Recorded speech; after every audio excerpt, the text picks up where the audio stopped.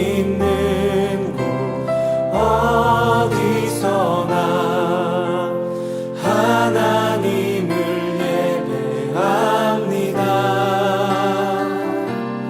내 영혼 거룩한 은혜를 향하여 내 마음 완전한 하나님 향하여 이곳에서 바로 이 시간 하나님을 예배합니다.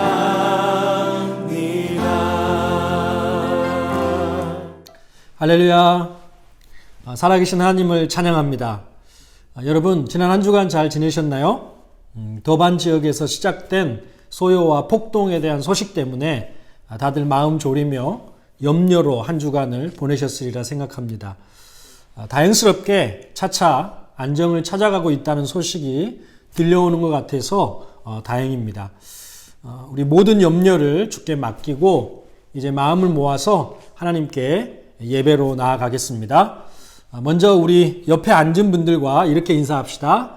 하나님이 이 땅을 긍휼히 여기실 것입니다. 시작. 하나님이 이 땅을 긍휼히 여기실 것입니다. 아멘.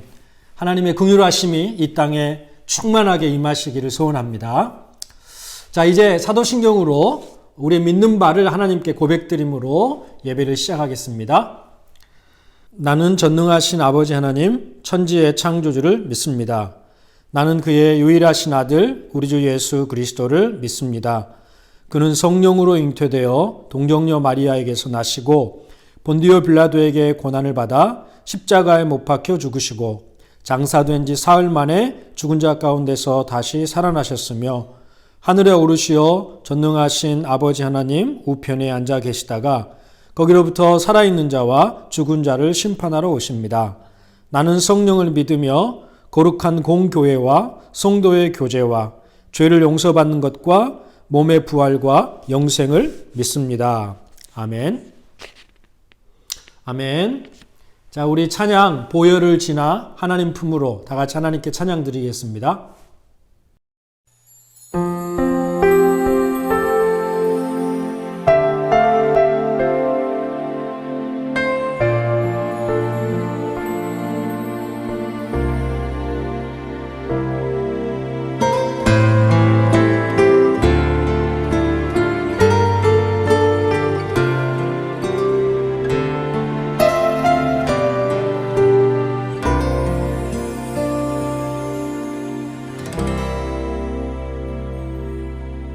보혈을 지나 하나님 품으로 보혈을 지나 아버지 품으로 보혈을 지나 하나님 품으로 한 걸음씩 나가네. 보혈을 지나 하나님 품으로 보혈을 지나 아버지 품으로 보혈을 지나 하나님 품으로 한 걸음씩 나가네. 존귀한 주 보혈이 내 영을 새롭게 하시네. 존귀한 주 보혈이 내 영을 새롭게 하네.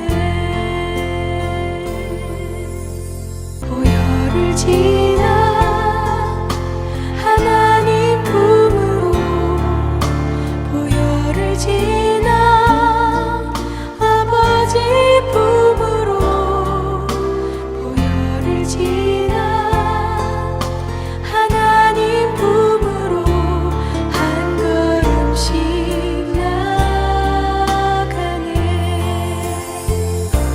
존귀한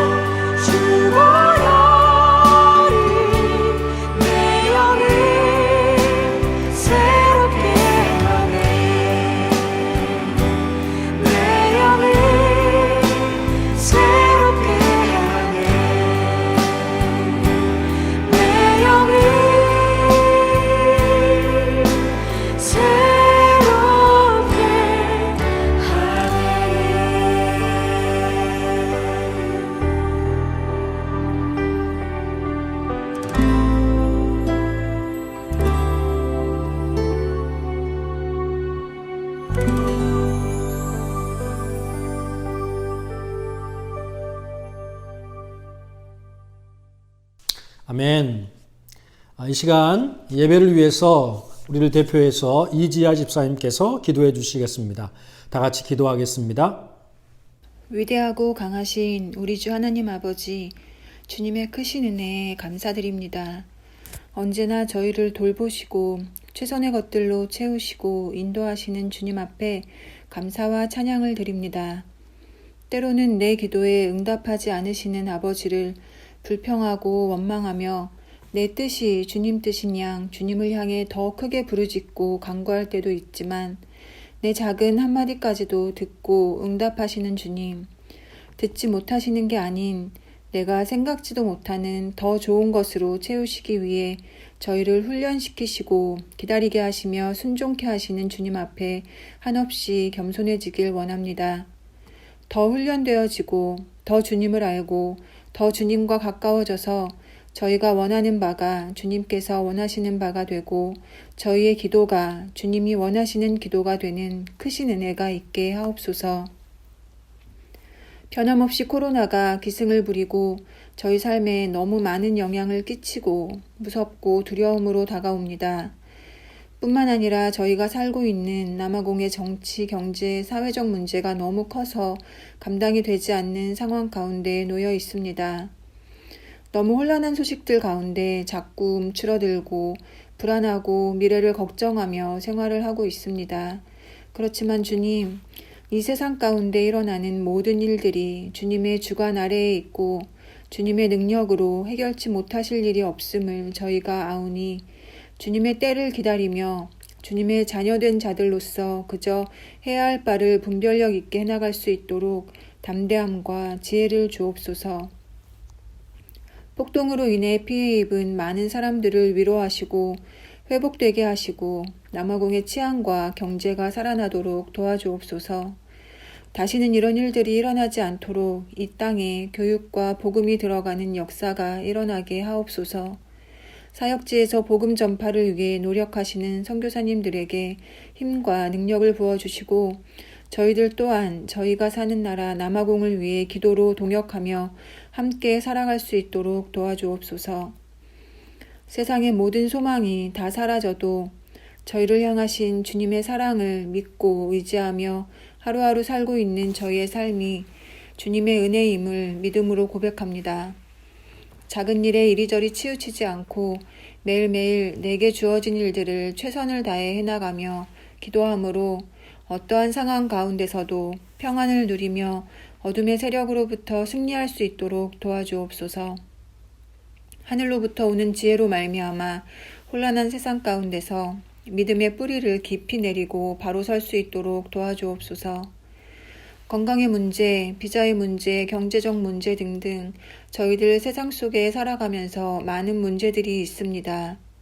저희 각자 또는 각 가정의 어려움과 상한 마음을 누구도 온전히 이해해주고 도와줄 수 없지만 주님은 아시고 주님은 해결해 주실 수 있음을 저희가 아오니 저희의 모든 문제와 걱정들 온전히 주님 앞에 내려놓고 모든 것 아뢰고 기도하며 구하고 부르짖을 때 저희들 마음에 평안과 감사와 기쁨이 넘치게 하시고 주님께 받는 그 사랑이 흘러넘쳐 주변에 나누며 열매 맺는 삶으로 주님께 영광 돌리게 하옵소서.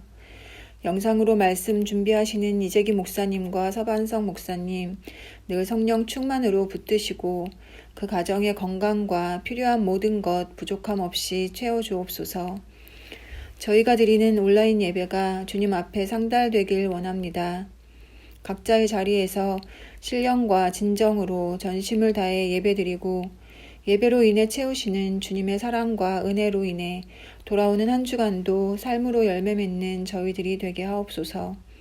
저희의 힘 되시고 소망 되시고 생명 되시는 예수님의 이름으로 기도드립니다. 아멘. 아멘. 자, 이제 하나님의 말씀을 우리 다 같이 함께 보겠습니다. 하나님께서 오늘 우리에게 주신 말씀은 사도행전 22장 6절로 15절 말씀까지입니다. 우리 한 절씩 교독하고 마지막 15절은 다 같이 읽습니다. 제가 먼저 6절 말씀을 읽습니다. 가는 중 다메섹에 가까이 갔을 때에 오정쯤 되어 호련히 하늘로부터 큰 빛이 나를 둘러 비치매 내가 땅에 엎드려져 들으니 소리 있어 이르되 사울아 사울아 네가 왜 나를 박해하느냐 하시거늘 내가 대답하되 주님 누구시니까 하니 이르시되 나는 네가 박해하는 나사렛 예수라 하시더라. 나와 함께 있는 사람들이 빛은 보면서도 나에게 말씀하시는 이의 소리는 듣지 못하더라. 내가 이르되 주님 무엇을 하리이까? 주께서 이르시되 일어나 다메섹으로 들어가라. 네가 해야 할 모든 것을 거기서 누가 이르리라 하시거늘 나는 그 빛의 광채로 말미암아 볼 수 없게 되었으므로 나와 함께 있는 사람들의 손에 끌려 다메섹에 들어갔노라. 율법에 따라 경건한 사람으로 거기 사는 모든 유대인들에게 칭찬 듣는 아나니아라 하는 이가 내게 와 곁에 서서 말하되 형제 사울아 다시 보라 하거늘 즉시 그를 쳐다보았노라. 그가 또 이르되 우리 조상들의 하나님이 너를 택하여 너로 하여금 자기 뜻을 알게 하시며 그의 의인을 보게 하시고 그 입에서 나오는 음성을 듣게 하셨으니 다같이 네가 그를 위하여 모든 사람 앞에서 네가 보고 들은 것의 증인이 되리라. 아멘. 아멘. 이 말씀은 하나님의 말씀입니다. 자, 이제 하나님 말씀 전하겠습니다. 지난주 우리를 염려하게 하는 일들이 이 나라에서 많이 일어났습니다. 제이콥 주마 대통령의 투옥을 빌미로 촉발된 그 소요 사태로 인해서 더반과 또 조복 지역을 중심으로 이 나라에 많은 어려움이 발생했다는 소식을 뉴스를 통해서 모두 들으셨을 것입니다. 이런 사태와 분위기가 더 이상 확산되지 않고 속히 이 나라가 안정을 찾기를 바라는 마음 간절합니다. 현재 코로나 3차 유행을 잡기 위해서 싸우고 있는 이 남아공이 보건위생 분야뿐만 아니라 이번 소요 사태가 보여주듯이 정치적으로 그리고 경제적으로 불안 요소가 시간이 갈수록 가중되고 있는 것이 여러분 사실입니다. 이런 때에 우리가 케이프타운은 아직 괜찮고 우리는 피해가 없어서 다행이다 이렇게만 생각할 것이 아니라 그리스도인인 우리가 무엇보다 이 땅에 하나님의 나라와 주의 평안이 임하기를 위해서 기도해야 할 것입니다. 이번 폭동과 약탈과 소요 사태가 발생한 원인을 정치적인 데서 찾기도 하고 또 코로나로 인한 경제적인 어려움에서 시작되었다라고 말하는 분도 있습니다. 그러나 영적인 관점에서 보면 그 근본적인 원인은 바로 인간의 죄성에 있습니다. 탐욕에 붙잡혀 있는 인간의 죄성 때문에 일부 정치인들은 자신의 권력욕을 채우기 위해서 국민들을 선동하고 또 폭동과 약탈을 일으키는 일반 국민들 안에도 욕심을 따라 행하는 그 죄의 본성이 내재되어 있는 것입니다. 그러므로 하나님을 거역하고 자신의 욕심을 따라 살려고 하는 인간의 이러한 죄성이 해결되지 않으면 어디에나 갈등과 다툼이 일어나게 되고 어디에서도 진정한 평안을 누리기가 힘든 것입니다. 그렇기 때문에 평안을 위해서는 사람들 안에 있는 죄의 문제가 해결되도록 기도해야 합니다. 여러분 어떻게 죄의 문제가 해결될 수 있습니까? 예수 그리스도를 통해서 하나님 앞으로 나아가서 더 이상 자기의 욕심을 따라 살지 않고 하나님의 말씀을 따라 살아가는 하나님의 통치가 이 땅에 임할 때, 각 사람들 가운데 임할 때, 그래서 사람들이 하나님의 진리의 말씀을 따라 살아가는 하나님의 나라가 더 충만하게 임할 때 이 땅에 진정한 평안이 임하게 될 줄로 믿습니다. 그러므로 어떻게 기도해야 될까요? 하나님, 이 땅의 백성들이 예수 그리스도를 통해서 하나님께 나와서 자기의 욕심을 따라 살지 않고 하나님의 법과 말씀을 따라 살아가는 하나님의 나라가 이 땅에 더 충만하게 임하게 해 주십시오. 이 땅에 하나님의 나라가 더 강력하게 임하게 하시고 더 충만하게 임하게 하십시오. 우리를 포함한 이 땅의 모든 그리스도인들이 하나님의 통치를 받으며 하나님의 법을 따라 살아가는 하나님의 나라를 남아공 사회에 보여줌으로써 선한 영향력을 끼치는 삶을 살도록 은혜를 더해 주십시오. 이렇게 기도하면서 이번 한 주도 하나님 말씀 따라 살아가는 한 주가 되시기를 주님의 이름으로 축복합니다. 아멘. 자, 주일마다 우리가 사도행전의 말씀을 보고 있는데요. 오늘은 지난주에 이어서 사도행전 22장의 말씀의 내용으로 내가 변화된 이유, 그 두 번째 시간으로 말씀을 전하겠습니다. 많은 사람들의 만류에도 불구하고 성령의 인도하심을 따라 예루살렘에 들어온 바울과 그 일행은 많은 유대인들에게 붙잡히고 또 둘러싸여서 폭행을 당했습니다. 예견한 대로 핍박이 시작된 것입니다. 바울이 이방 세계에 다니면서 유대인들을 비방함으로 민족적 자존심을 심각하게 훼손했고 또 율법을 무시했고 또 거룩한 성전에 이방인을 데리고 들어가 신성하고 거룩한 것을 더럽혔다는 그런 주장을 하면서 바울을 이번 기회에 죽이려는 듯 달라들어서 무차별적인 폭력을 바울에게 행사했습니다. 바울은 말로 할 수 없는 환난과 핍박을 당했던 것이죠. 극도로 흥분한 상태에서 혈기등등했기 때문에 그대로 내버려 두면 바울은 꼼짝없이 죽고 거기서 순교하는 것인데 로마 군대 천부장의 극적인 개입으로 바울은 목숨을 건지게 됩니다. 이 천부장의 개입은 우연이 아니라 하나님의 개입이었죠. 하나님께서 천부장을 보내 바울을 살려주신 것입니다. 왜 순교하게 두지 않고 살리셨습니까? 바울에게는 아직 사명이 남아 있습니다. 로마와 서바나까지 가서 복음을 전해야 하는 사명이 바울에게 남아있기 때문에 죽을 고비에서 하나님이 살리셨다는 것을 우리가 알고 있습니다. 천부장의 개입으로 목숨을 건진 바울은 목숨을 건진 것에 만족하지 않고 천부장에게 부탁해서 방금 전까지 자기를 죽이려고 달려들었던 유대인들을 향해서 이야기할 수 있는 기회를 달라고 요청하고 또 계단에 올라가서 유대인들을 향해서 이야기를 하기를 시작했습니다. 바울이 이야기하는 골자가 뭔가 하면 바울 자신도 예전에는 지금 자기 앞에 있는 유대인들처럼 하나님께 열심을 가지고 있었고 또 유대인들이 지금 자기를 죽이려고 하는 것처럼 자기도 예전에는 그리스도의 도를 따르는 사람들을 아주 싫어해서 그들을 죽이기까지 할 정도로 지금 유대인들과 자기도 다르지 않았다는 것입니다. 아마도 바울은 지금 자기를 죽이려고 달려드는 그 유대인들의 모습에서 누구를 봤겠습니까? 예전에 자기 자신의 모습을 보았을 것입니다.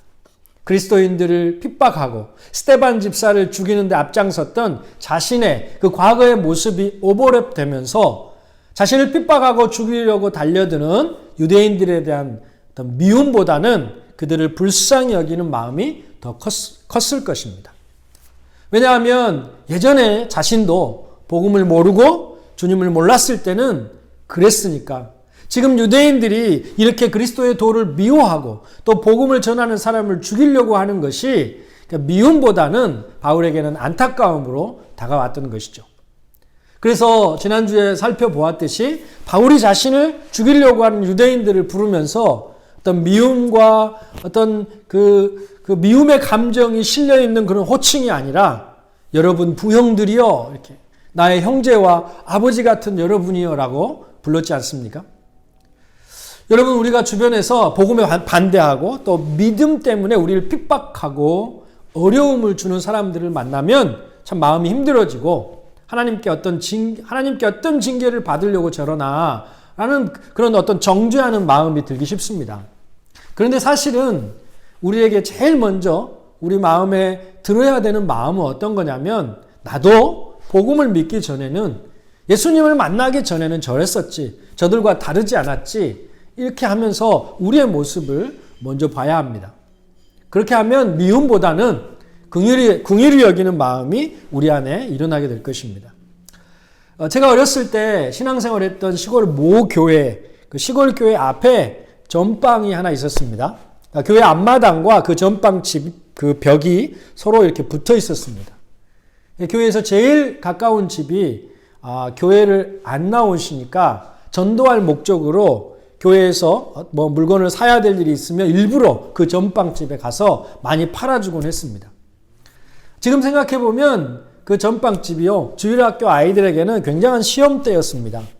주일이면 일부러 그 전방집 아저씨가 아침에 일찍 문을 열어놓습니다. 그러면 주일학교 아이들 중에 이 엄마가 이렇게 헌금하라고 100원을 주면 교회에 들어오기 전에 그 전방집 앞을 이렇게 지나가야 되는데 그 유혹을 이기기가 참 힘들어해요. 그래서 엄마가 준 100원 헌금을 들고 오다가 그 전빵집 앞을 그냥 지나치지 못하고 들어가서 50원어치 이렇게 콩과자 사 먹고 나머지 50원만 헌금을 드리는 사례가 굉장히 많았습니다. 이처럼 교회 때문에 많은 이득을 보면서도 전빵집 아저씨가 교회를 정말 싫어했어요. 그래서 주일학교 예배를 마치면 아이들이 교회 앞마당에 나와서 좀 뛰놀면서 소리를 좀 내고 하니까 얼마나 싫어하는지. 애들이 놀다가 담 너머로 뭐 공이나 풍선 같은 것이 넘어가면 그래서 그걸 좀 찾으러 가면 욕만 바가지로 먹고 절대 안 줍니다. 가끔 정말 또 심할 때는 바가지로 물을 떠가지고 이렇게 담 너머로 물을 뿌리기도 하고 그러셨어요. 아이들이 막 소리치고 도망가고 막 난리였었죠. 참 지금 생각해도 지독한 분이었습니다. 그래서 그때 어린 마음에 제 생각에 하나님은 저 사람 좀 빨리 벌을 줬으면 좋겠다. 저분은 뭐 하나님께서 빨리 망하게 해서 교회에서 좀 멀리 이사가 버렸으면 좋겠다. 이런 마음이 들면서 되게 미워했던 것 같아요. 네, 주일학교 전도사님께서 한 번은 설교하면서 그 이야기를 하셨어요. 교회 앞에 전빵집 아저씨를 미워하지 말라는 거예요. 하나님이 기뻐하시지 않는다는 거죠. 그 아저씨가 아직 예수를 못 만나고 하나님을 몰라서 그런 거지 하나님을 믿게 되면 우리처럼 하나님을 예배하는 분이 될 거라고. 그리고 아이들과 함께 그 전빵집을 위해서 기도했던 그런 기억이 납니다. 여러분, 아직 불신자를 우리가 바라볼 때 이런 영적인 안목으로 우리가 바라보게 되기를 주님의 이름으로 축원합니다. 바울은 유대인들에게 간증하기 시작했습니다. 바울의 간증은 이제 자신은 변화되었다는 것입니다. 어떻게 자기가 변화되었는지, 왜 자신이 변화될 수밖에 없었는지를 사람들 앞에서 이야기하기 시작했습니다. 자신이 변화된 이유를 간증하면서 바울의 마음에는 당신들도 나처럼 변화되기를 바랍니다라는 그런 간절한 바람이 바울에게는 있었을 것입니다. 사랑하는 여러분 모두에게 자신이 변화된 간증의 스토리가 있는 믿음의 삶이 되시기를 축원합니다. 그리고 여러분의 간증을 들으면서 사람들이 하나님의 은혜를 발견하게 되고 자신도 변화되기를 소망하는 그런 은혜의 선순환이 여러분 일어나게 되기를 주님의 이름으로 축복합니다. 아멘. 자, 바울이 유대인들 앞에서 왜 자신이 변화될 수밖에 없었는지 세 가지 이유를 간증했다고 했습니다. 지난 주일에 그 첫 번째 이유를 말씀드렸는데 기억나시나요? 바울이 변화된 그 첫 번째 이유가 뭐라고 했습니까? 그의 많은 지식이 아니라 예수 그리스도와의 만남이 바울을 변화시켰다는 것을 말씀했습니다. 바울은 자신도 지금 앞에 유대인들처럼 어려서부터 율법을 배웠고 당대의 유명한 학자였던 가말리엘의 문화에 들어가서 많은 지식을 배웠지만 그 많은 지식이 오히려 자신을 진리에서 또 그리스도에게서 멀어지게 했고 그 도를 박해하면서 사람들을 죽이는 데까지 이르게 했을 뿐이라고. 자신이 변화된 것은 다메섹으로 가는 도중에 만난 나사렛 예수 그리스도 그분과의 만남 때문에 자신은 변화되었다라고 고백했습니다. 그래서 바울은 자신이 변화된 것에 대한 간증의 시작을 자신이 어떻게 예수 그리스도를 만났는지에 대한 이야기로 시작하고 있는 것입니다. 우리가 변화되는 것은 우리가 알고 있는 많은 지식이 아니라 매일의 삶 속에서 예수 그리스도이신 우리 주님과 만남입니다. 우리를 변화시키고 새롭게 하시는 주님과의 만남을 날마다 사모하는 성도들 되시기를 주님의 이름으로 축원합니다. 아멘. 자, 오늘은 바울이 변화되었던 세 번째 이유를 말씀드리겠습니다. 바울이 변화될 수 있었던 두 번째 이유는 바로 자신이 가진 인생의 목표가 아니라 하나님의 부르심이었다는 것입니다. 자, 우리 다 같이 10절 말씀을 함께 보겠습니다. 시작. 내가 이르되 주님 무엇을 하리이까? 주께서 이르시되 일어나 다메섹으로 들어가라. 네가 해야 할 모든 것을 거기서 누가 이르리라 하시거늘. 아멘. 바울이 예수 믿는 사람들을 붙잡고 끌어다가 형벌을 받게 하려고 다메섹으로 가던 중이었습니다. 오정쯤 되어 강력한 빛이 바울을 둘러 비추면서 그 강한 빛으로 임하시는 예수님을 바울이 만나게 됩니다. 바울은 놀라 엎드려졌고 빛 가운데서 주님의 음성이 들려왔습니다. 사울아, 사울아, 네가 왜 나를 박해하느냐? 바울이 놀라서 묻습니다. 주여, 누구시니까? 누구냐고 묻는 바울에게 주님이 말씀하셨습니다. 나는 네가 박해하는 그 나사렛 예수라. 자신을 박해하던 바울을 주님이 찾아오셨고 이 만남을 경험한 바울은 주님께 이렇게 물었습니다. 우리가 방금 읽은 10절 말씀에 이렇게 바울이 주님께 묻죠. 주님, 무엇을 하리이까? 여러분, 이 질문의 의미가 무엇일까요? 의역하면 이런 뜻입니다. 주님, 이제 저는 어떻게 살아야 합니까? 주님, 앞으로 제 인생 무엇을 위해 살아야 됩니까? 저는 지금까지 제 인생 아주 잘 살고 있다고 믿었고 또 분명한 인생의 목표를 가지고 여기까지 열심히 달려왔는데 그게 아니었군요. 주님, 제게 원하는 것이 무엇인가요? 이런 질문을 지금 하고 있는 것입니다. 여러분, 바울은 주님 만나기 전까지 자기가 가진 분명한 인생의 목적이 있었습니다. 바울은 길리기아 다소에서 태어났지만 분명한 인생의 목적이 있었고 그 목적을 이루기 위해서 예루살렘으로 이주해서 가말리엘의 문화에 들어갔습니다. 그래서 거기서 율법 교육을 철저하게 받고 거기에서 자랐습니다. 다소에서의 생활을 접고 예루살렘으로 이주한 것은 바리새인 중에 최고의 지도자였던 가말리엘의 문화에서 교육을 받고 유대 사회를 이끌어가는 이제 탁월한 리더가 되기 위해서였습니다. 그리고 그의 계획대로 그는 점점 차세대 리더로 인정을 받아가고 있었습니다. 바울, 그가 예수의 도를 따르는 그리스도인들에 대해서 누구보다 열심히 반대하고 예수 믿는 사람들을 박해하는데 앞장섰던 이유도 유대교와 그 유대 사회의 리더가 되려는 자신의 인생 목적을 이루기 위해서였습니다. 바울, 그는 인생의 목표를 이루기 위해서 다소에 살다가 예루살렘에 이주해 왔고 또 실력과 스펙과 열심으로 어느 정도 성공의 길을 가고 있었던 사람입니다. 그런데 그가 예수를 만난 이후에 자신의 인생의 목표와 자신의 꿈보다 더 중요한 것이 있다는 것을 발견하게 됩니다. 여러분, 그것이 무엇입니까? 바로 주님께서 부르신 부름이 있다는 것이었습니다. 그래서 그는 이렇게 주님께 물었습니다. 주님, 내가 무엇을 하리이까? 주님, 무엇을 위해 나를 부르셨습니까? 사랑하는 여러분, 그리스도인에게 내 인생의 야망과 꿈과 그리고 어떤 목표보다 더 중요한 단어가 있습니다. 그것이 바로 부르심입니다. 내가 내 인생을 위해서 세워놓은 어떤 멋진 포부와 목표와 꿈이 아니라 주님이 원하시는 것이 무엇인가라고 하는 그 부르심입니다. 주님의 그 부르심을 우리가 깨달았을 때 우리의 인생은 변화되는 것입니다. 내 인생의 목표와 꿈을 위해 달려가는 인생에서 주님이 내게 원하시는 그 부르심을 향해 달려가는 인생으로 바뀌어지게 되는 것입니다. 바울이 지금 유대인들 앞에서 간증을 통해 뭘 말하고 있습니까? 내가 그 도를 핍박하는데 열심을 냈던 사람에서 그 도를 열심히 전하는 자로 변화된 것은 내가 원래 원했던 삶도 아니고 내가 목표로 삼았던 삶도 아니라는 것입니다. 내가 이렇게 살고 싶었던 것이 아니라는 것입니다.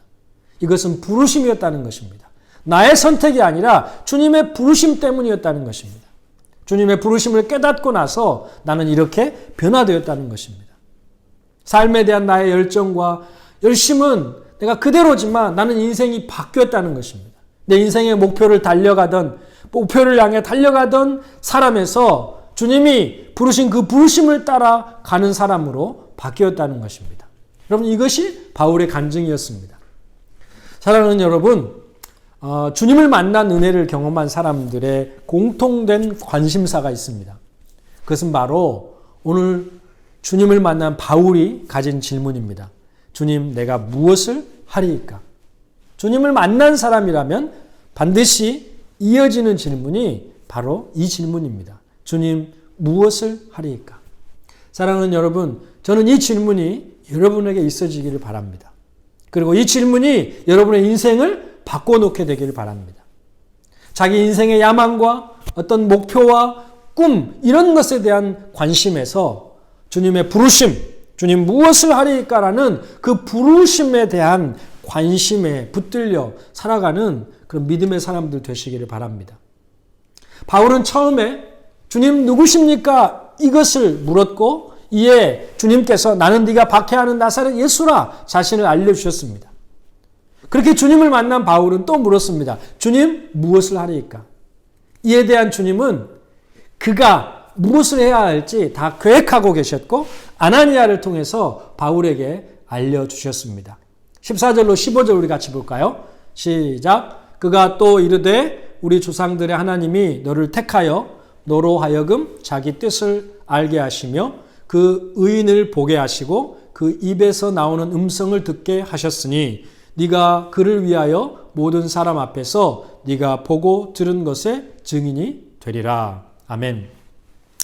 주님 무엇을 하리까? 라고 묻는 바울에게 주님은 모든 사람들 앞에서 네가 보고 들은 것의 증인이 되리라. 이렇게 말씀하셨습니다. 바울을 향한 주님의 부르심을 알려주셨다는 사실입니다. 그리고 바울은 그때부터 주님의 그 부르심을 향해 달려가는 인생, 목숨을 걸고 달려가는 인생이 되었습니다. 여러분, 우리가 계속해서 주님께 물어야 될 질문이 있습니다. 그것은 바로 주님 무엇을 하리까? 주님 내가 무엇을 하기를 원하십니까? 주님 무엇을 위해 저를 부르셨습니까? 바로 이 부름에 대한 질문입니다. 왜냐하면 나를 위한 주님의 그 부르심이 우리의 인생을 변화시키기 때문입니다. 우리의 인생의 방향, 어떤 목적이 어긋나지 아니하고 하나님의 뜻대로 가기 위해서 반드시 필요한 질문과 답이 바로 주님 무엇을 하리까? 이 부름에 관한 질문과 답일 것입니다. 사랑하는 여러분, 예수를 만난 우리 모두에게는 주님의 부르심이 있습니다. 각 사람을 향한 주님의 부르심이 다 다를 것입니다. 부지런히 주님께 묻고 주님의 부르심에 대한 그 음성에 귀를 기울이며 주님이 부르신 것을 향해 나아가는 인생을 살기를 주님의 이름으로 축원합니다. 아멘. 자, 세 번째, 바울이 변화될 수 있었던 이유, 그것은 바울이 새롭게 보게 되었기 때문입니다. 다시 말씀드리면 바울에게 새로운 시각이 열리게 되었기 때문입니다. 우리 13절 말씀 같이 보겠습니다. 시작. 내게 와 곁에 서서 말하되 형제 사울아 다시 보라 하거늘 즉시 그를 쳐다보았노라. 아멘. 자, 바울에게 임했던 강력한 빛에 의해서 바울은 앞을 보지 못하게 되었습니다. 하나님께서 바울로 보지 못하게 하신 것입니다. 그리고 아나니아를 보내서 안수하게 하심으로 그가 다시 보게 해주셨습니다. 이 부분을 사도행전 9장 17절에 보면 조금 자세하게 이야기한 것을 또 볼 수 있습니다. 우리 9장 17절을 함께 보겠습니다. 시작. 아나니아가 떠나 그 집에 들어가서 그에게 안수하여 이르되 형제 사울아 주 곧 네가 오는 길에서 나타나셨던 예수께서 나를 보내어 너로 다시 보게 하시고 성령으로 충만하게 하신다 하니 즉시 사울의 눈에서 비늘 같은 것이 벗어져 다시 보게 된지라. 아멘. 자, 아나니아가 바울에게 분명히 이야기합니다. 네가 오는 길에 나타나셨던 예수께서 나를 보내 너로 다시 보게 하신다. 성령으로 충만하게 하신다. 보지 못하던 바울에게 다시 볼 수 있는 새로운 시력, 새로운 시각을 주시는 분이 여러분 누구라고 말씀합니까? 바로 바울이 만난 예수님이라는 것입니다. 여기에는 여러분 영적인 의미가 있습니다. 예수님을 만나기 전에 바울은 세상을 보는 시선밖에 없었습니다. 자기의 인생의 목표, 자기의 인생의 꿈만 보고 달리는 그런 눈밖에 없었습니다. 뭐가 없었는가 하면 하나님의 영적인 세계를 볼 수 있는 영적인 시력, 영적인 눈을 바울은 가지고 있지 못했습니다. 그런데 바울에게 주님은 육적인 눈이 보이지 않게 되는 그런 어려움과 불편함과 고통을 경험하게 하신 후에 그에게 새로운 시각, 즉 하나님의 세계를 볼 수 있는 영적인 눈을 열어주신 것입니다. 그에게 성령으로 충만하게 하심으로 바울이 닫혀있던 영적인 눈이 열어서 하나님의 세계를 볼 수 있게 하신 것입니다. 하나님의 나라의 영광과 가치와 하나님의 길을 볼 수 있는 영적인 눈이 바울에게 열려지게 된 것입니다. 보는 것이 달라지니까 그의 인생이 변화된 것입니다. 사랑하는 여러분, 주님이 열어주시는 영적인 시력이 여러분에게 열어지기를 주님의 이름으로 축복합니다. 여러분의 영적인 시각이 주변 환경 때문에 흐려지지 않게 되기를 바랍니다. 주님이 바울의 영적인 시각을 열어주시기 위해서 그의 육적인 시각을 멀게 하시는 것처럼 하나님께서 우리에게 영적인 시각을 열어주시기 위해서 때때로 우리에게 육체적인 불편함과 고통과 아픔을 주실 때가 있다는 것을 기억하십시오. 우리가 건강하고 모든 일이 잘 되고 평안할 때는 안타깝게도 우리의 영적인 눈이 점점 희미해지고 영적인 시각보다는 육적인 시각으로만 보고 판단하는 경향이 강하게 나타납니다. 그러나 건강했었는데 어느 날 질병이 찾아와 병원에 입원하게 되고 탄탄대로를 달리는 듯이 막힘없이 질주하고 있었는데 어느 날 그 길이 끊기게 되고 또 모든 것이 계획대로 내 생각대로 되고 있었는데 그 계획이 무너지고 여러분 이런 일을 만날 때 여러분 그냥 힘들어만 하지 말고 우리는 하나님이 그동안 내가 보지 못하고 있던 나의 영적인 시각을 열어주시기 위함은 아닌지 내가 보지 못하고 있던 하나님의 길을 보게 하심이 아닌지 묵상하면서 그리고 기도해야 합니다. 하나님 이 고난을 통해서 이 아픔을 통해서 나의 영적인 눈을 열어주십시오. 하나님의 세계와 하나님의 나라의 가치를 보게 해주십시오. 내게 영적인 눈이 열려 하나님의 길을 볼 수 있게 해주십시오. 나로 하나님의 나라와 그의 의를 최고의 가치로 보는 눈을 열어주십시오. 이 영적인 시각이 열어져야 이 영적인 시각이 있어야 우리도 변화되는 것입니다. 할렐루야. 말씀을 맺겠습니다. 우리가 변화되는 이유는 여러분 우리의 많은 지식이 아니라 그분과의 만남에 있습니다. 내 인생의 목표보다 더 중요한 것은 주님의 부르심을 깨닫는 것입니다. 그리고 영적인 세계, 하나님의 세계를 볼 수 있는 눈을 떠야 우리가 변화되는 것입니다. 주님과의 만남과 그분의 부르심과 영적인 눈이 열어져서 주님 안에서 새롭게 변화된 모습으로 많은 사람 앞에서 주님의 은혜를 간증하는 삶을 살아갈 수 있는 개부탄 한인교회 성도들 다 되시기를 주님의 이름으로 축복합니다. 아멘. 기도하겠습니다. 사랑의 하나님 감사합니다. 오늘도 말씀을 통하여 우리를 찾아와 주시고 또 은혜를 부어주시니 감사합니다. 오늘 말씀을 통해서 또 우리가 어떻게 변화되는지를 다시 한번 깨닫습니다. 우리의 많은 지식이 아니라 우리 주님과의 만남이 우리를 새롭게 하고 변화시키는 줄 믿습니다. 우리 안에 주님과의 만남을 늘 사모하는 그런 갈급함이 있게 하여 주시옵소서. 우리의 인생의 목표와 꿈보다 더 중요한 것은 우리 주님의 부르심인 줄 믿습니다. 우리의 목표와 야망을 향해 나아가는 삶이 아니라 주님, 우리의 방향이 바뀌어져서 주님의 부르심을 향해 나아가는 인생이 되게 하여 주옵소서. 하나님, 우리의 육적인 시각뿐만 아니라 하나님, 우리의 영적인 시각이 더욱더 분명해지고 눈을 열어 하나님의 영적 세계를 바라볼 수 있는 영안이 열리게 하여 주시옵소서. 그래야 하나님 나라의 가치와 또 하나님의 길을 발견할 수 있는 눈을 주셔서 우리의 삶이 하나님 새롭게 변화된 모습으로 주님을 위해 살아가는 그런 복된 삶이 되도록 축복하시고 인도하여 주시옵소서. 감사드리며 예수님의 이름으로 기도드리옵나이다. 아멘. 아멘. 자, 이제 말씀 생각하시면서 내 눈 주의 영광을 보내 찬양 드리고요. 그리고 찬양하면서 준비하신 예물을 하나님께 드리겠습니다.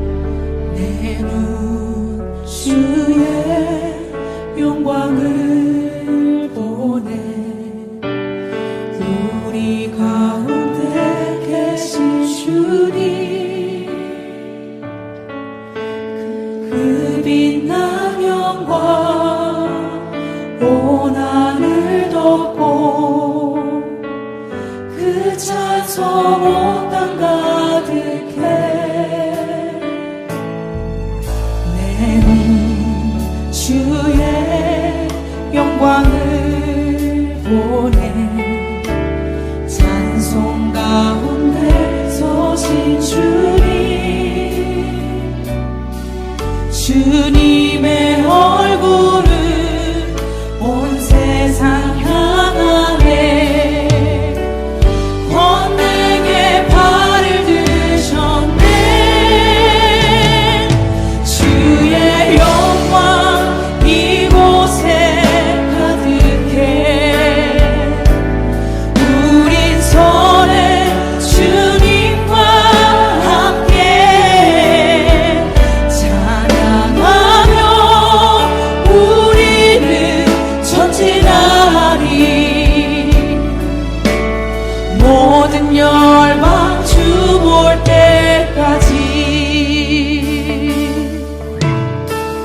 내 눈 주의 영광을 보내 내 눈 주의 영광을 보내 우리 가운데 계신 주님 그 빛난 영광 온 하늘 덮고 그 찬송 온 땅 가득해 내 눈 주의 영광을 보내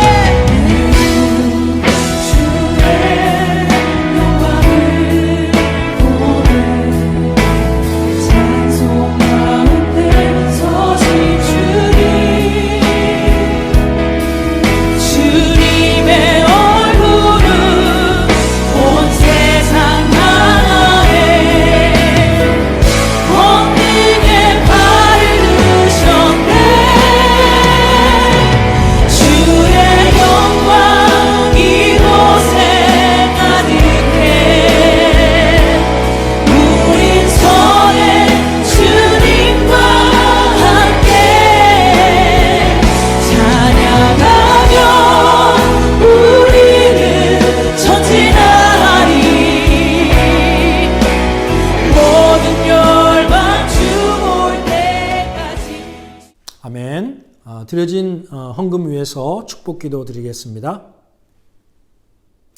우리의 진정한 소망 되시며 기쁨이 되시는 하나님 아버지, 측량할 수 없는 사랑으로 늘 우리의 삶을 인도하시니 감사합니다.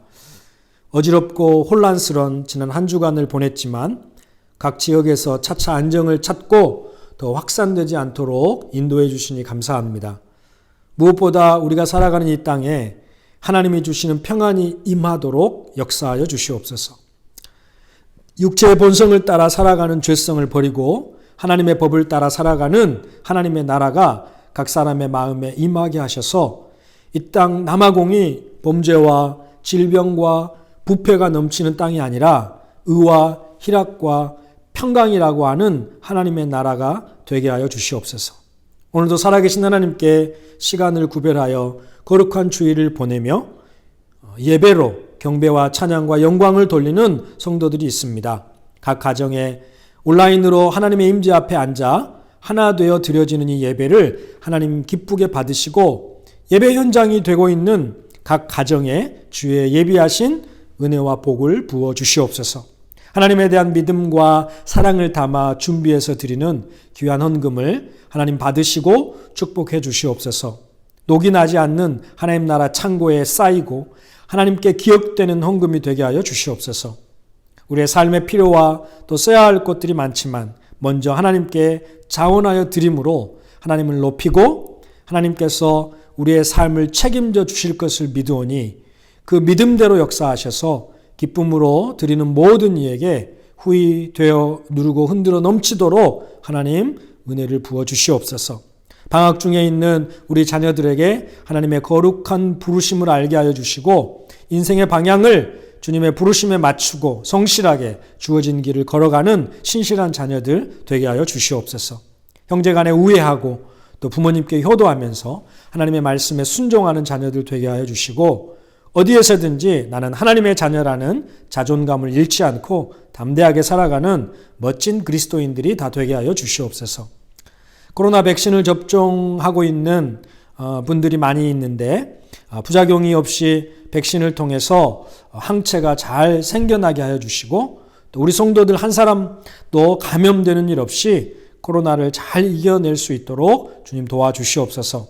선교 현장에서 영혼들을 만나며 사역하고 계시는 선교사님들의 안전과 건강을 지켜주시고 이 어려움의 시간이 선교의 디딤돌이 되게 하셔서 세상에 하나님을 선포하는 기회가 되게 하여 주시옵소서.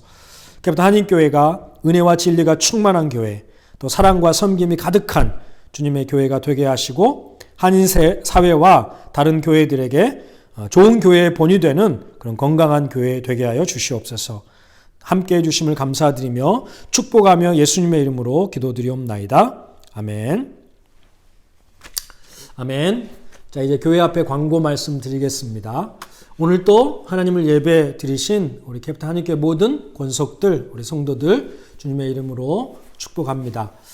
이번 한 주도 코로나 감염되지 않도록 조심하시고 건강 잘 돌보시기 바랍니다.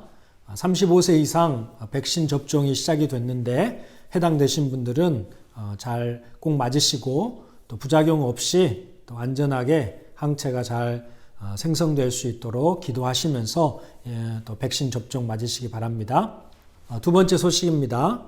그동안 우리와 함께 예배드리던 우리 청년부의 이하은 자매, 우리 스텔렌보이시 대학원에서 석사과정을 지금 공부하고 있는데 이제 논문 연구 때문에 2개월간 탄자니아를 들려서 한국으로 귀국하게 됐습니다. 그래서 이따가 오늘 오후에 출국해서 탄자니아에서 2개월 머물면서 연구 활동을 하고 그 다음에 한국에 들어가게 됩니다. 그래서 이제 논문을 마무리하게 될 텐데 여러분 안전하게 또 2개월 동안 탄자니아에서 머물고 또 한국에 가서도 논문 잘 마무리하고 공부를 마칠 수 있도록 여러분 기도해 주시고 또 논문 마친 이후에 케이프타운에 다시 돌아올 마음도 가지고 있는데 모든 계획이 하나님 안에서 잘 선하게 이루어지도록 여러분 함께 기도해 주시기 바랍니다. 세 번째 소식은 지난주에 말씀드린 대로 우리가 드리는 하나님 사랑 나눔 헌금을 통해서 우리 선교지에 마스크 보내는 사역을 하고 있습니다. 지난주에 4분 선교사님께 마스크를 드려서 선교지에 또 우리 어른들 또 어린이들 그리고 교회 성도들이 마스크를 또 착용할 수 있도록 그렇게 도움을 드리고 있는데요. 다음 주에 또 2분 선교사님께 더 마스크를 전해드려서 섬기려고 합니다. 여러분 기도해 주시고 우리 선교사님들과 선교지의 영혼들이 또 건강을 잘 지켜나갈 수 있도록 여러분 계속 기도해 주시기를 바랍니다. 다음은 우리 오늘 또 온라인을 통해서 각 부서별 모임이 있습니다. 우리 오늘 8시 20분에 우리 중고등부 큐티 모임이 있습니다. 그리고 7시 30분에 주바라기 청년부 또 전체 모임이 있습니다. 각 부서에서는 함께 모여서 은혜의 시간을 가질 수 있게 되기를 바랍니다. 마지막으로 우리 교회 신앙실천 3종 세트 있습니다. 매주 우리가 실천하고 있는데요. 성경 일독, 가정예배, 그리고 감사저금통 실천하시면서 경건하게 살아가시고 또 경건한 가정 이루시기를 바랍니다. 자, 이제 제가 축도하고 서로 축복하면서 예배를 마치겠습니다. 여호와는 내게 복을 주시고 너를 지키시기를 원하며 여호와는 그 얼굴을 내게 비추사 은혜 베푸시기를 원하며 여호와는 그 얼굴을 내게로 향하여 드사 평강 주시기를 원하노라. 아멘. 지금은 우리 주 예수 그리스도의 은혜와 하나님의 크고 놀라우신 사랑하심과 성령의 위로 충만 교통하심의 역사가 예수 그리스도를 만남으로 그리고 주님의 부르심을 깨닫고 그 부름을 향해 달려감으로 그리고 우리의 영적인 시각이 열려서 새롭게 봄으로 변화된 삶을 살기를 소원하는 우리 캐프턴 한인교회 모든 성도들 한 사람 한 사람 머리 가운데 가정 위에 자녀들 위에 선교지에 사역하시는 우리 선교사님들과 영혼들 위에 그리고 혼란스러운 이 땅 아프리카 남아공 백성들 위에 그리고 우리나라와 민족 위에 지금부터 영원토록 함께 있을지어다. 아멘. 아멘. 자, 이제 우리 서로 축복하면서 예배를 마치겠습니다.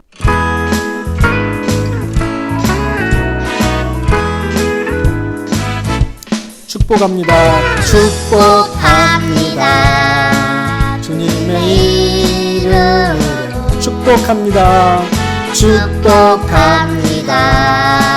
주님의 사랑으로 이곳에 모인 주의 거룩한 자녀에게 주님의 기쁨과 주님의 사랑이 충만하게 넘치기를 서로 바라보면서 God bless you. God bless you. 아멘. God bless you. God bless you. 축복합니다. 주님의 사랑으로. 아멘. 자, 이제 예배를 마쳤습니다. 이번 주에도 또 비가 온다는 예보가 있습니다. 날씨가 추워질 텐데 건강 잘 돌보시고 하나님 안에서 평안한 삶이 되기를 바랍니다. 감사합니다.